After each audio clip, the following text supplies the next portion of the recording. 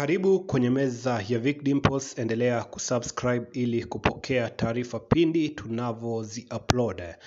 Na kwenye riadha za Xiamen Diamond League ambazo zinaendelea katika taifa la Uchina mchana wa leo, unapata kwamba Beatrice Chebet ameweza kuiwakilisha bendera ya Kenya vilivyo kwa kuibuka kidedea. Ikumbuke kwamba Beatrice Chebet alikuwa katika kitengo kigumu zaidi na alikuwa akigombania nafasi na wanariadha maarufu kutokea taifa la Ethiopia, lakini kwa bahati nzuri unapata kwamba Beatrice Chebet ameweza kuibuka kidedea, na sasa hivi mitandaoni Wakenya wengi wanaendelea kujitokeza wakimiminia sifa Beatrice Chebet kwa kuwakilisha bendera ya Kenya vilivyo.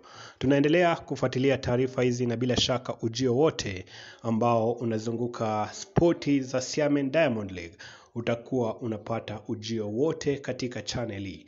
Unachohitaji ni kusubscribe ili wa kwanza kupokea taarifa pindi tunavozi upload ndani ya Vic Dimples. You will be